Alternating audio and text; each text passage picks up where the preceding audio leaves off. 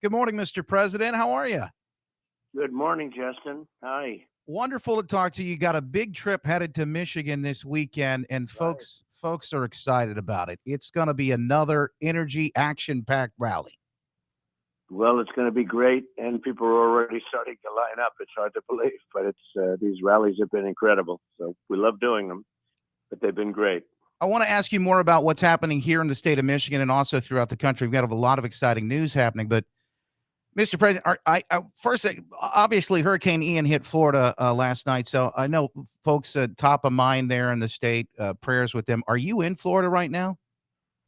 I am. I'm in Palm Beach, and it got really just the outskirts, and it was. I saw it. I saw a lot of rain. I will say this. We weren't really hit per se, but it was a lot of rain. It was nasty. But what did take place in Fort Myers and different places is devastating. I just looked at scenes that are absolutely devastating. This had to be some kind of a record. This was a big one. So often the news they build something up and then you don't even get rain out of it, and you sort of don't believe what you're going to see. This was the real deal. This was a bad one. We are we're keeping those folks in our prayers, and obviously, as the real heroes here, the folks that do the good work in America that make this country so great, are going to be working behind the scenes to get everybody back to That's life right. as normal. There, Mr. President, we got to ask you. So, couple of big issues as you head to the rally here Saturday. In Warren, in Michigan, folks can still get tickets there, but you've got record crowds everywhere you go. The last one, big action pack, a lot of talk out of that one as well. But you continue to draw these huge crowds when you come. What do you think it is as folks continue to see just a leadership gap, a vacuum across the country? But at the same time, you've endorsed some people stepping up here in Michigan and throughout the country as well that are ready to lead. Well, I think we do, and you have some great ones there. You have a lawyer, Matt DePerno. This is a tremendous man. This is a great lawyer. He'll straighten things out. You talk about crime and everything else, and Tudor Dixon, as you know, is doing very well. And Christina is incredible. She's really an incredible person. Those are the three primaries, but we have some other races that we'll be talking about. When we're there, I'm going to be introducing a lot of people, and yeah, we're going to have a fantastic crowd. I think the answer, really, Justin, is that I've never seen anything like it. They're bigger than they ever were. We had records everywhere, and now they're bigger. And I actually think it's the word hope. They're so discouraged. Even a scene yesterday with Biden where he's introducing Jackie. Jackie, you know all about Jackie, and killed horribly a month and a half ago in an automobile accident, Congresswoman. And when that was said, everyone couldn't believe it. Actually, couldn't believe it, and it became a big story, even despite the hurricane. But we're dealing with leaders that are at the top of their game, whether it's President Xi of China or Kim Jong Un of North Korea. We're dealing with leaders. Putin. Now Putin is somewhat wounded with what's going on there. It's not turning out to be so easy as he thought. But he would have never done this. All those people, thousands and probably hundreds of thousands. I think it's far more than you're getting reports, but hundreds of thousands of people killed. And Ukraine is just devastated. The cities are devastated, buildings that were 1,000 years old. But you look at that would have never happened. That would have never happened. Inflation would have never happened. So many things, that Afghanistan withdrawal, which I think was the lowest. I think it was the lowest point in the history of our country, would have never happened. Just wouldn't have happened. And I'm the one that got him down. It was 21 years. That was enough. And we got him down. We're ready to move. But we would have kept Bagram, the big air base. We spent billions building this air base many years ago. Perfect location for China. Forget about Afghanistan. It was in Afghanistan, but perfect location for China, 1 hour away from where they make their nuclear weapons. So we left it for China. So China has it now. It's just incredible, leaving $85 billion worth of equipment. Billion. Nobody can even believe it. They're one of the largest arms dealers now in the world. They're selling it because you can't use 700,000 rifles. You can't use 70,000. Think of what 70,000 is. Armor-plated trucks and vehicles. 70,000. There's no car lot in the country with even a fraction of that. And we gave that. We left American citizens. They're still there. It's just incredible. And when I was in charge, we didn't have one soldier killed in a period of 18 months because they knew not to do it. But we were ready to get out, and we would have gotten out with strength and dignity instead of virtual surrender. The lowest point, in my opinion, in the history of our country was the way we withdrew from Afghanistan. Mr. President, I know folks, everything here at home, from Bidenflation to crime, those things you just mentioned, the open borders, the fentanyl killing millions is crossing the borders every day. But you just mentioned a lot of these foreign issues, particularly Russia and Ukraine, and the story now on Truth Social, as you've talked about, being willing because of the heat surrounding this sabotage in the pipeline, being willing to step in and possibly negotiate a deal, a peace deal between Ukraine and Russia. If anybody could do it, it would be you.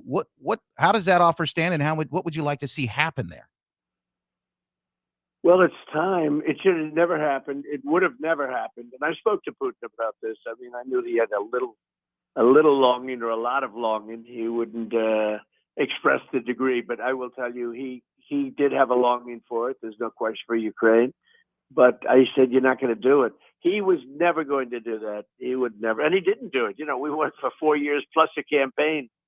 And he wouldn't have even thought of doing that. And I think he saw what happened in Afghanistan, and he said, hey, these guys aren't very good.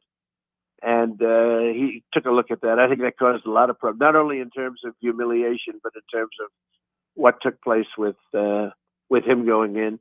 But I think he saw that. He went in. But he would have never done it. Now, it's very hard. It's a much more difficult situation now to get a peace deal. He looks very wounded, but he's got a much bigger military nevertheless.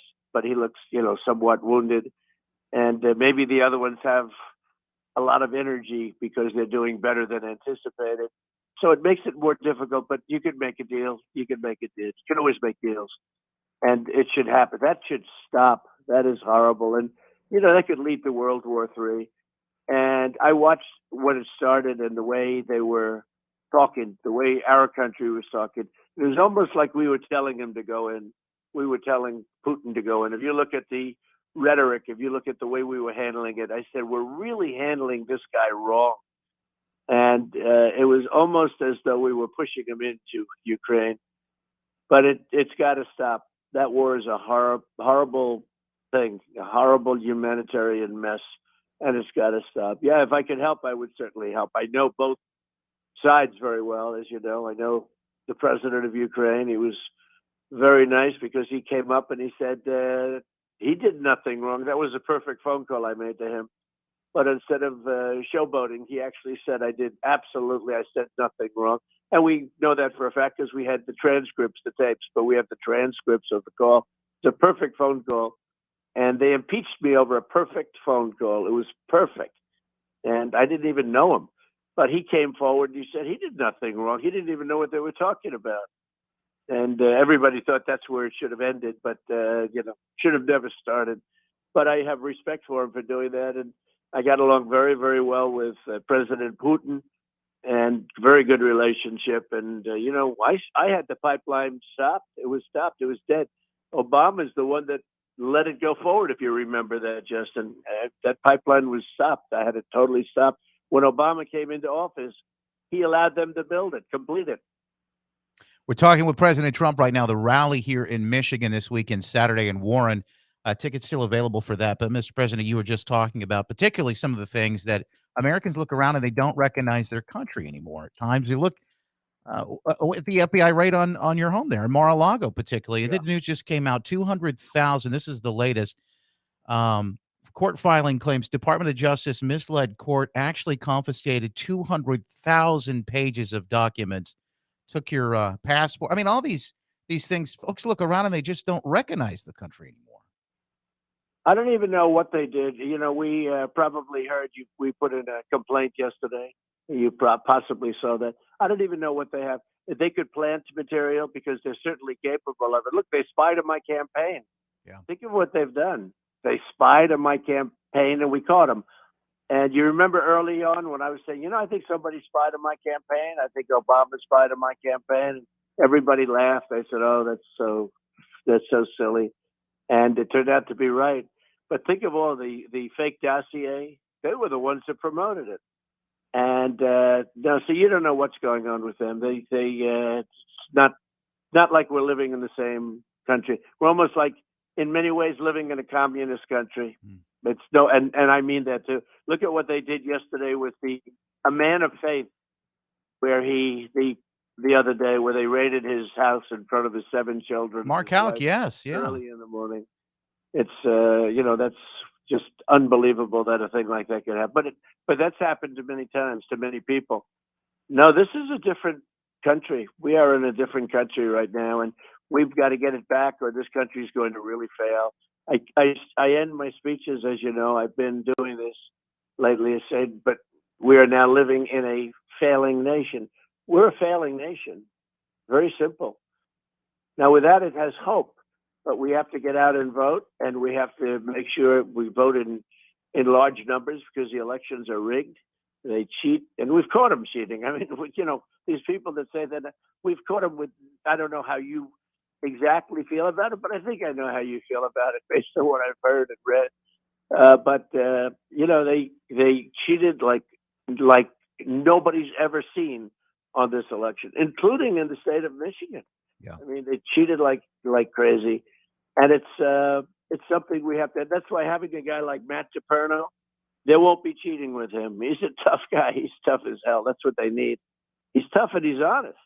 That's what they need. So he's going to do great. I hear he's doing really well too, by the way. We need that return to leadership here in Michigan. We have radical extremists on the left. The three, I call them the evil trinity, the three that are in power right now, are just absolutely a mess for this state. The country sees that in a lot of ways too. I have to ask you because, Mr. President, you people have asked me, and they're asking you all the time, so I have to ask the question.